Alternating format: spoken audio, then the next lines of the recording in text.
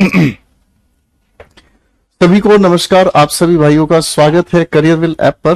मैं आप सभी का प्यारा गोपाल वर्मा शुरू करना चाहूंगा आज की प्यारी सी बातचीत।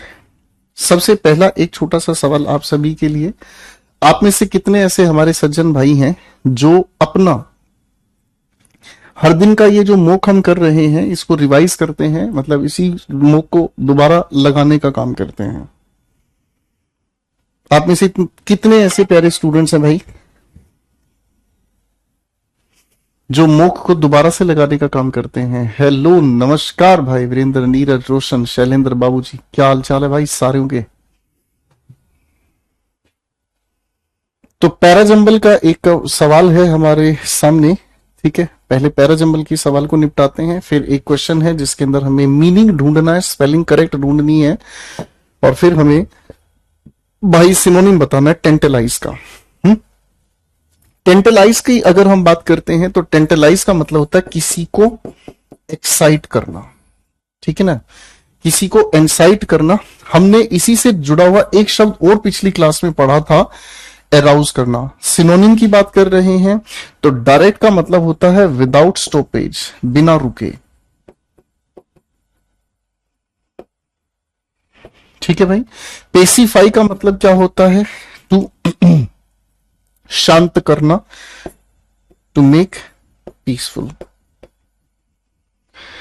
मिसगाइड का मतलब क्या होता है? जो किसी का रास्ता भटकाने का काम करते हैं। तो टेंटलाइज का सिनोनिम हो सकता है प्रोवोक, इसके अलावा कुछ नहीं, ठीक है भाईजान।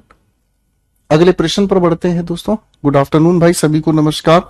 What is the correct spelling of the word that means a friendly relationship? आपस में दोस्ती भरा रिश्ता, आपस में दोस्ती भरा रिश्ता, इसे हम कहते हैं क्या? रेपोर्ट। मैं आपको कभी कभी, मैं आप लोगों को भी भाई कह देता हूं, कभी दोस्त कह देता हूं, कभी कभी सर कह देता हूं, कभी कभी शिकारी कह देता हूं। हमारा आपस में जो एक रिलेशन है, that rapport, that relation is called, ठीक है।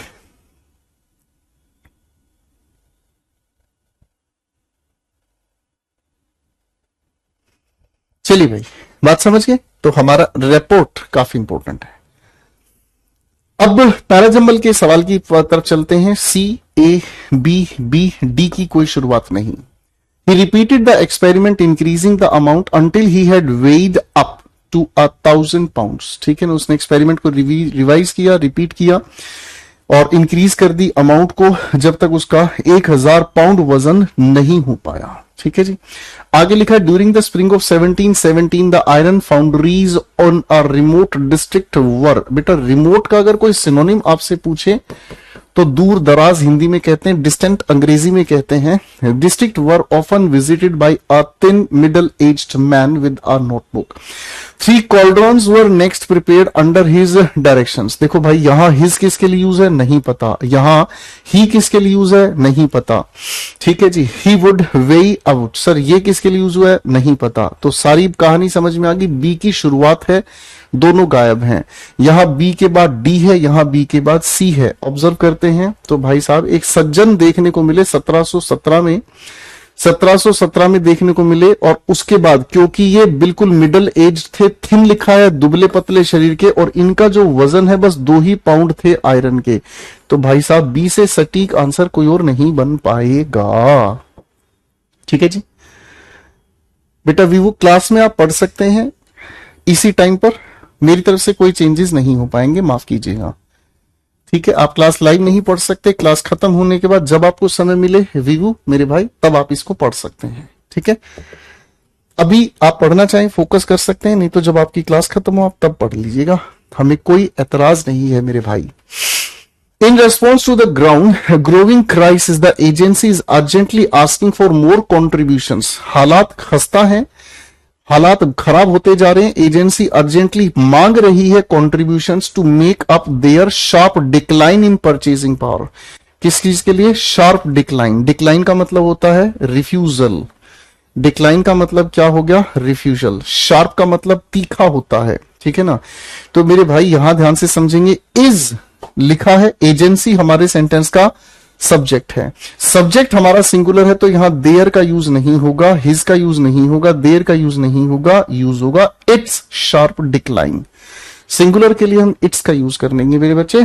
4 people were arrested by the police. Sir passive लिखा है, वॉज वर्ब के साथ थर्ड फॉर्म लिखा है, एक्टिव वॉइस पास्ट इंडेफिनिट से हमें सिर्फ सेकंड फॉर्म की जरूरत है। डिस्कशन से बाहर, डिस्कशन से बाहर, सब्जेक्ट द पुलिस होना चाहिए, यही करेक्ट आंसर हो गया। The neighbours words always tantalise us. Tantalise ये मैंने कर लिया ना, राइट। चलो अगले चलते हैं। लो भाई अगले 4 सवाल आपके सामने पेश है, खिदमत है मेरे दोस्तों, जल्दी जल्दी आंसर्स बनाने की कोशिश करें। इसी पीडीएफ को दोबारा से भी सोल्व जरूर कीजिएगा। जो भाई सर दोबारा से मतलब पीडीएफ सोल्व नहीं कर रहे हैं वो अपनी मर्जी के मालिक हैं, बड़े लोग हैं, बात मानते नहीं हैं।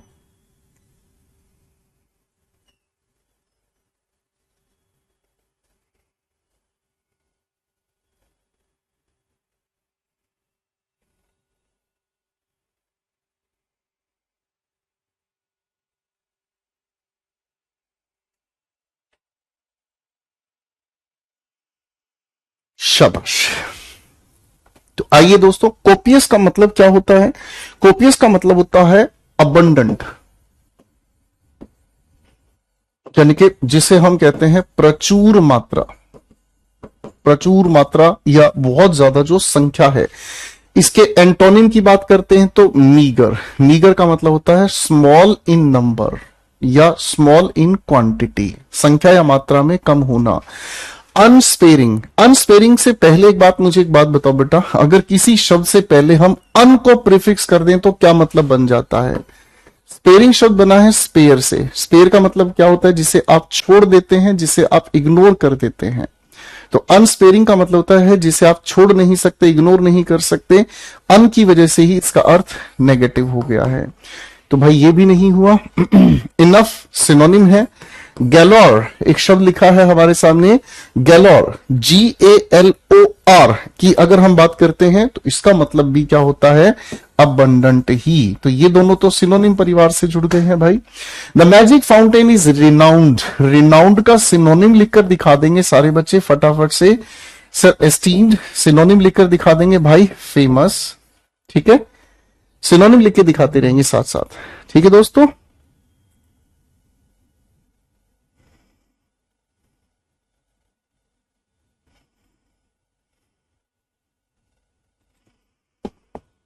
चलो भाई बताओ फटाफट से। The magic fountain is renowned for. Sir fountain के लिए हमें यूज करना है possessive adjective, for spectacular light. ये नाउन लिखा है, नाउन से पहले हमें एडजेक्टिव चाहिए और फाउंटेन सिंगुलर है, इसी वजह से इट्स लगाना सही होगा। कट टू द चीज, यानी कि शॉर्टकट लगाने की बात हो रही है दोस्तों, शॉर्टकट लगाने की बात हो रही है। तो भाई साहब सर शॉर्टकट लगाने की बात नहीं है, लंबी दौड़ को छोटा कर देना शॉर्टकट लगाना नहीं है। टू द पॉइंट, किसी भी बात पर आ जाना, सटीक बात पर आ जाना, घुमा फिराकर बात ना करना। Denmark has a type of government where power is held by the wealthiest members of society. सारे बच्चे गवर्नमेंट की एक बार स्पेलिंग लिखकर दिखाएंगे, ठीक है? सारे बच्चे एक बार फटाफट से। अरे मेरे भाई शीतल कैसी बात करो, लिख दिया। गैलोर का मतलब होता है अबंडेंट, ये लिखा। अरे चिन्नू के पापा शीतल मेरे भाई। Denmark has a type of government where power is held by wealthiest. Wealthiest का मतलब अमीर लोगों की सरकार को कहते हैं क्या? डेमोक्रेसी? नहीं सर, डिमो का मतलब पीपल होता है, लोगों का तंत्र लोकतंत्र कहलाता है। मोनार्की मोना से बना है और मोना का मतलब एक है। ठीक है जी, मोना का मतलब एक है, यानी कि एक राजकाज संभालने वाला मोनार्की कहलाता है।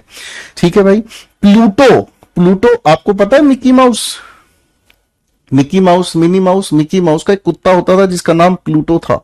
अब जो कुत्ते पाल सकते हैं अमीर लोग ही पाल सकते हैं, प्लूटोक्रेसी ही इसका जवाब है। ओलिगार्की का मतलब होता है गवर्नमेंट बाय फ्री पीपल, कुछ ही लोगों की सरकार, कुछ लोगों की सरकार, थोड़े बहुत लोग मिलकर ही शासन चलाते हैं, उसे ओलिगार्की कहा जाता है। ठीक है भाईजान, याद रख लेंगे भाई।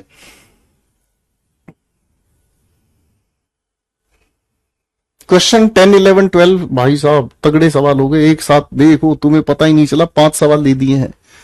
बनाने का ही वीडियो लोग फटाफट। चलिए भैया,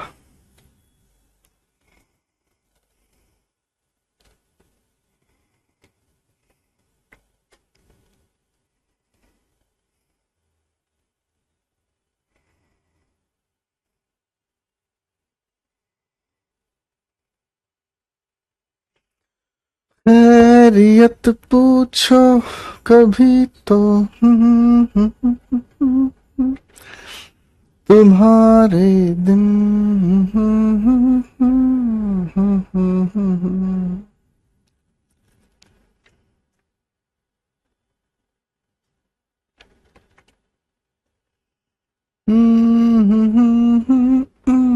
ना मेरी है।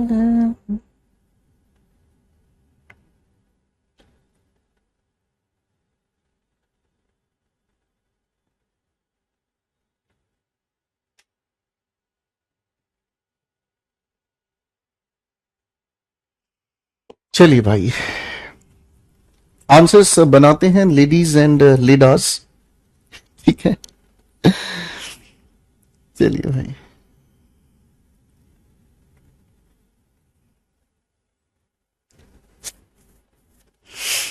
सबसे पहले एक्सेप्शनली क्लेवर एंड टैलेंटेड, जो बहुत ज्यादा बुद्धिमान होते हैं, बहुत ज्यादा स्किल्ड होते हैं, बहुत अच्छी जानकारी रखते हैं, उनको हम इंजीनियस कहते हैं भाई। इंडिजेनस का सिनोनिम लिख देंगे फटाफट से, इट इज कॉल्ड नेटिव। ठीक है। स्टूडियस पढ़ाकू को कहा जाता है जो बहुत ज्यादा पढ़ता है। एसिडुअस का मतलब क्या होता है? केयरफुल, या फिर इसी को डिलीजेंट के नाम से भी आप जान सकते हैं। डिलीजेंट वो परिश्रम करता है ध्यान से। 11, the survey system has become very safe and it has come a long way since 1980s and 1990s where violence was rampant। Sir यहां पर हमें समय की जानकारी दी जा रही है। बोलो हाँ भाई। 1980 का दशक, 1990 का दशक समय की जानकारी दे रहा है। वेयर तो प्लेस के लिए यूज होने वाला शब्द है, तो क्या कहोगे? when violence was rampant।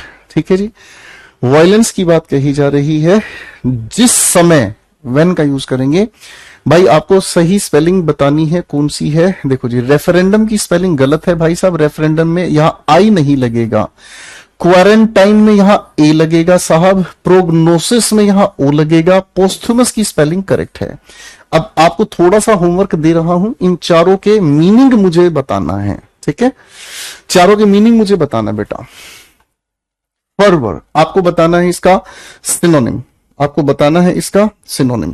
Former का मतलब क्या होता है बेटा? फर्मर का मतलब होता है एक्साइटमेंट। इधर हम लिख दे रहे हैं एक्साइट, एक्साइट, फिर लिख दिया मेंट। एक्साइटमेंट की स्पेलिंग याद होगी भाई।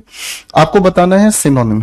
हेटेड का मतलब नफरत है। एपैथी का मतलब होता है नो फीलिंग, जब आपके दिल में कोई फीलिंग ना हो उसे हम कहते हैं एपैथी। ठीक है भाई। डिस्गस्ट का मतलब क्या हो गया? हेट्रेड। ये दोनों के दोनों सिनोनिम है भाई। ठीक है, एंथुसियाज्म ही करेक्ट आंसर होगा। ठीक है साहब, करेक्ट हो गया भाई। यहां तक की बात क्लियर है बेटा? फाइन। रैम्पेंट का मतलब क्या होता है? कहां लिखा रैम्पेंट? रैम्पेंट का मतलब होता है अनकंट्रोल्ड। रैम्पेंट का मतलब होता है अनकंट्रोल्ड। ठीक है, यानी कि जो बेकाबू हो जाता है। ठीक है साहब, बेकाबू हो जाने वाली स्थिति। अब आ गया भाई हमारे सामने पैराजंबल का एक सवाल, क्वेश्चन 14। पैराजंबल का सवाल भी हम हल करेंगे लेडीज एंड लेडाज। इसका पैसिव ढूंढेंगे बाद में, पहले इसको निपटाओ भाई। चलो जी। सवाल की शुरुआत है ए बी डी सी। शुरुआत मिलते ही क्वेश्चन खत्म होने का है बिडू। शुरुआत सही पता चलते ही क्वेश्चन खत्म हो जाने का बिडू। In Bihar and Central India, in particular, every district had smelters that used local deposits of ore to produce iron. Smelter होते हैं जो लोहे को खदान से निकालकर उसको गलाते हैं। To produce iron, which was widely used for manufacture of implements and tools of daily use. The smelting was done by men while women worked on the bellows, pumping air and kept charcoal burning. ठीक है, but iron smelting in India was extremely common till the end of the 19th century. Production of woods steel required a highly specialised technique for refining iron. यहीं से शुरुआत कही गई है भाई साहब। ये पैसेज नहीं समझ आया होगा आप लोगों को, है ना जी? पैसेज नहीं समझ में आया होगा आप लोगों को, है ना? क्यों नहीं समझ में आया होगा पैसेज, मैं बताता हूं। आप लोगों ने एक फिल्म देखी है भाई, gangs of Wasseypur? Gangs of Wasseypur, Wasseypur कहां पर है? पार्ट 1 की बात कर रहा हूं, पार्ट 1 की बात कर रहा हूं। वासेपुर कहां है बताना भाई। तो गैंग्स ऑफ वासेपुर की जो पहली पार्ट है उस फिल्म को अगर आपने देखा होगा, उस फिल्म के अंदर दिखाया गया है कि अंग्रेज जब भारत छोड़ के चले गए तो भारत के अंदर लोहे की खदान थी जहां से लोहा निकाला जाता था और उस लोहे को गलाकर फिर लोहे को ही बड़ी बड़ी फैक्ट्रीज को बेचा जाता था। ठीक है भाई, गॉट इट? तो वही जो कहानी है ये बता रहा है कि production of wood steel required a highly specialised technique of refining iron. अब इसको रिफाइन करने का क्या तरीका है, ठीक है ना? भारत के अंदर आयरन स्मेल्टिंग, लोहे को गलाने का काम जो है 19वीं सेंचुरी में सबसे ज्यादा पॉपुलर हुआ था। स्मेल्टिंग होती कहां थी? बिहार में होती थी। वासेपुर बिहार में ही है भाई, ठीक है? तो बड़ा अच्छा रिलीवेंस है, मतलब ये वो गैंग्स ऑफ वासेपुर नहीं है, रिलीवेंस है, बात मिलती जुलती है जो हमारे सामने पेश की गई है। चलो भाई, 4 सवाल हैं आपकी स्क्रीन पर, बनाकर दिखाएंगे। 4 सवाल हैं, बनाकर दिखाएंगे बेटा।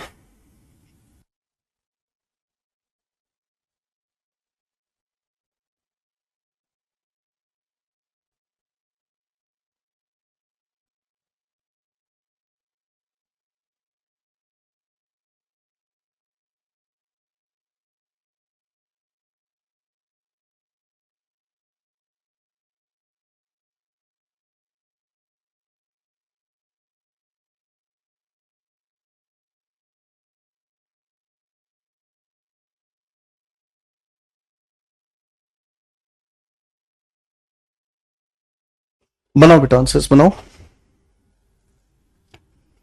The school is holding online activities classes for children. Present continuous के पैसिव के लिए हमें बीइंग की जरूरत पड़ेगी। बीइंग यहां नहीं है, बीइंग यहां नहीं है, are being held, is being held. अब देखो बेटा, इस ऑनलाइन एक्टिविटी क्लासेस, यही हमारे सामने सब्जेक्ट है, प्लूरल होने की वजह से इज नहीं, ऑनलाइन क्लासेस कहां है? बी वाले ऑप्शन में है। Shraddha was never in such a situation before. ऐसी सिचुएशन में पहले नहीं थी Shraddha. Her excitement was understandable for her peers. इसमें आपको एंटोनिम ढूंढना है एप्रीहेंशन का। एप्रीहेंशन शब्द बना है एप्रीहेंड से, ठीक है? एप्रीहेंशन शब्द बना है एप्रीहेंड से। एप्रीहेंशन का मतलब क्या होता है? डर की वजह से उम्मीद आना, ठीक है जी? मैं अगर इसको लिखने की कोशिश करूं, फियरफुल एक्सपेक्टेशन, मतलब जब किसी डर की उम्मीद आपके दिल में हो, आपके दिल में एक ऐसी उम्मीद आई हो या जिसको सोच के भी डर लगे, यार क्या करेंगे क्या नहीं करेंगे, ठीक है ना? तो Shraddha was never in such a situation where her excitement was understandable. Antonym ढूंढना है तो एक्साइटमेंट ही एंटोनिम होगा। एक्साइटमेंट में डर ही नहीं होता, एक्साइटमेंट में खुशी होती है ना? अब यहां एक शब्द लिखा है पीयर। पीयर हम कहते हैं किसको? पीयर हम कहते हैं ग्रुप को, ग्रुप ऑफ सिमिलर, एक जैसे लोगों का जिनका इंटरेस्ट एक जैसा हो, जिन लोगों को एक जैसा जिनका व्यवहार हो, या एक जैसा जिनका बिजनेस हो, एक जैसा ही जिन लोगों का काम धंधा हो, या एक जैसी जिन लोगों की सोच है, उनके ग्रुप को हम पीयर कहते हैं। One of blank to the hypothesis has been that it is hard to rationalize। बेटा हाइपोथेसिस का मीनिंग मैंने समझाया था टुकड़ों में बांट के पिछली क्लास में, एक बार बताएंगे क्या होता है? रेशनलाइज का मतलब क्या होता है? रेशनलाइज का मतलब होता है टू रीजनीफाई, यानी कि जिसके अंदर तर्क आप दें। रीजनीफाई, FY।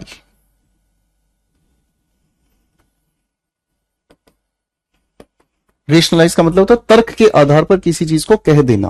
वन ऑफ, आप सभी लोग जानते हैं बच्चों, वन ऑफ के बाद आने वाला जो भी हमें नाउन लिखा हुआ चाहिए वो प्लूरल चाहिए। प्लूरल नहीं, प्लूरल नहीं तो बस एक ही बचता है, यही आंसर होना चाहिए, इससे बाहर जानेंगे नहीं भाई।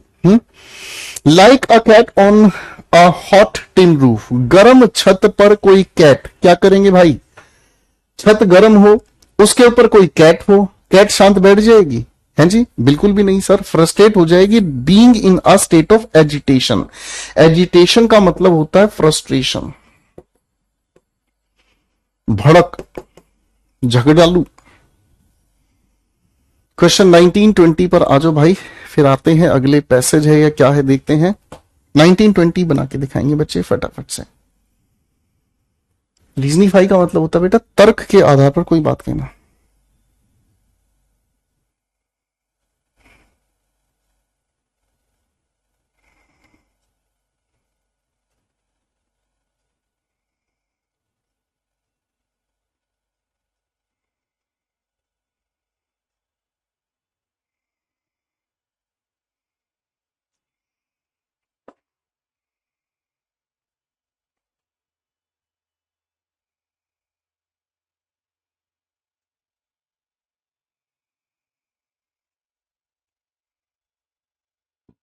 चलो भाई, a good breakfast give very energy needed bye you, ये क्या बदतमीजी, इंप्रूवमेंट तो होगा ही है भाई। सर यहां सिंगुलर होने की वजह से प्रेजेंट इंडेफिनेट के अकॉर्डिंग ये तो होगा ही नहीं, गिव ये भी नहीं होगा। Gives many, sir many energy के साथ नहीं है, मैनी प्लूरल काउंटेबल के साथ होता है, एनर्जी जो है अनकाउंटेबल नाउन है, तो फिर यही हमें करना पड़ेगा भैया। Lack of required vitamin and minerals lead, sir subject आपका क्या है, सब्जेक्ट है लैक, लैक का मतलब कमी, और इसी की वजह से लीड नहीं, आप प्रेजेंट इंडेफिनेट के अनुसार कहेंगे लीड्स अगेंस्ट सेवरल कॉम्प्लिकेशंस। अगर हमारे शरीर में विटामिन की कमी हो जाए या मिनरल्स की कमी हो जाए तो कई सारी कॉम्प्लिकेशंस ह्यूमन बॉडी में हो जाती हैं। चलो भाई, अरे वाह चिंटू सा, लफ्फू सा क्वेश्चन है आज का तो। ले भाई पांचों क्वेश्चन एक बार बनाकर दिखा दो, पांचों क्वेश्चन एक बार बनाकर दिखा दो। रणवीर पहले जितना दिया बेटा वो कर लो प्लीज अच्छे से।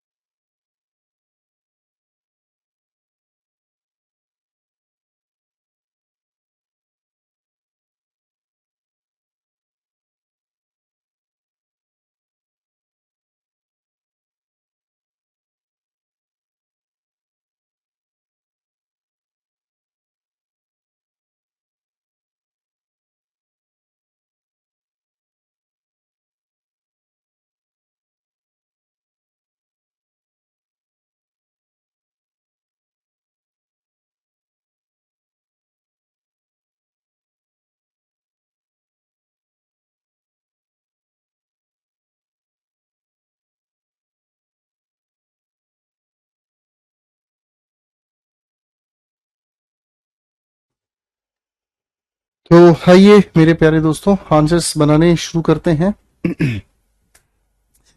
पहले पढ़ते हैं given passage, make in India. ठीक है, आप सभी लोग जानते हैं ये तो मोदी साहब का एक बहुत ही खूबसूरत सा कदम है कि जो भी बने अब भारत में ही बने, और भारत में बने और भारत को ही बनाए। भारत को बनाए क्या, सबसे अच्छा देश।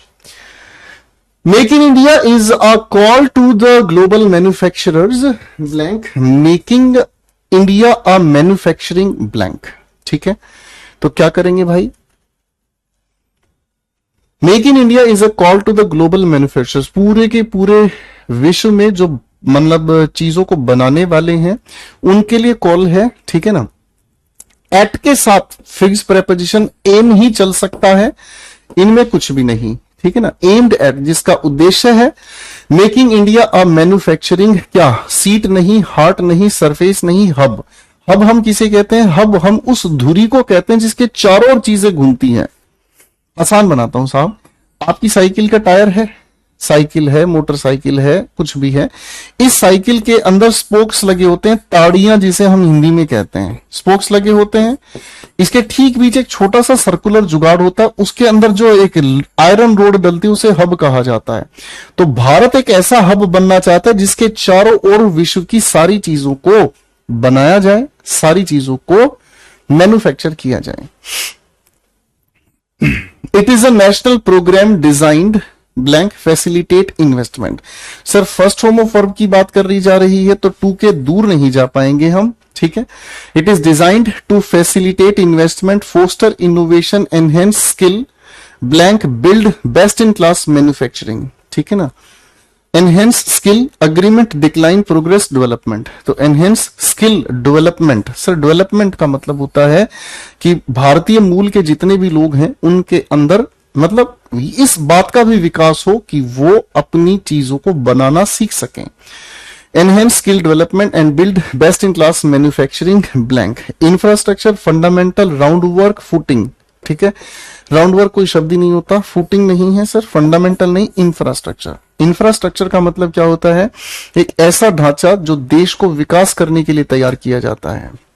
The programme lays emphasis on various sectors with focus on job creation, ठीक है जी। चलिए बेटा अब मेरे को अपना स्कोर बता दो एक बार फटाफट से भाई, एक बार अपना मुझे स्कोर बता दो। 25 में ये आंसर की है आप लोगों की, इस आंसर की एक्सप्लेनेशन भी अब की बार हमने आप लोगों को दे रखी है। हर एक पीडीएफ को बहुत ही खूबसूरत तरीके से मेंटेन किया है ताकि आपके पास सारी चीजों को अच्छे से पढ़ने का, देखो सारे बच्चे सारी करेक्ट स्पेलिंग्स भी आपको दी हुई हैं, ठीक है भाई। So this is all about your practice of the mock. और हमने एक नया बैच शुरू किया हुआ है, इस नए बैच की टाइमिंग हम लोगों ने 2 बजे से कर रखी है, तो आप उसको भी ज्वाइन कर सकते हैं। और ये आपकी फॉर्मूला बुक है, ये आपके लिए बहुत ज्यादा जरूरी है। कारण क्या है बच्चों, प्रैक्टिस बैच में जो भी बच्चे पढ़ रहे होते हैं, ठीक है, प्रैक्टिस बैच में जो भी पढ़ रहे होते हैं तो वो बच्चे हमेशा इस बात का ध्यान रखें कि प्रैक्टिस बैच तब यूज किया जाता है जब आप पहले से ही कोई ना कोई क्लास कहीं ना कहीं टीचर से पढ़ चुके हो। और प्रैक्टिस के लिए आपको फॉर्मूला बुक की बहुत जरूरत पड़नी है। फॉर्मूला बुक ही एक ऐसी बुक है जिसके अंदर आप 80-90 पेजेस के बीच में सारा कंटेंट एक बार बैठकर रिवाइज कर सकते हैं, ठीक है। इसके अलावा आपके पास अपनी इंग्लिश एक्यूमेन है, that is also very helpful, लेकिन उससे ज्यादा हेल्पफुल प्रैक्टिस बैच के बच्चों के लिए फॉर्मूला बुक रहेगी जिसके अंदर सारे इंपॉर्टेंट रूल्स हैं, सारे इंपॉर्टेंट एग्जाम्पल्स हैं। This is a very nice and important book for you, ठीक है जी, फाइन, ठीक है। एक सवाल ले लेते हैं, भाई ने कहा आप नॉलेज कहां से गेन करते हो? मैं पढ़ता हूं और उसी की वजह से नॉलेज गेन कर पाता हूं, ठीक है। आप भी लगातार पढ़ते रहेंगे, आपकी भी नॉलेज इंप्रूव हो जाएगी, ठीक है। जो पढ़ता है वो सीखता है और जो सीखना चाहता है वही आगे बढ़ता है, ठीक है। तो आज के लिए इतना ही, शुक्रिया, शुभ दिन, मस्त रहें, खुश रहें। इसी मॉक को दोबारा से लगाकर देखें बेटा, ठीक है। मॉक को बार बार जब लगाने का काम करेंगे तो फिर वो आपको इंप्रूवमेंट देगा, ठीक है जी, करेक्ट है। Thank you so much ladies and gentleman, God bless.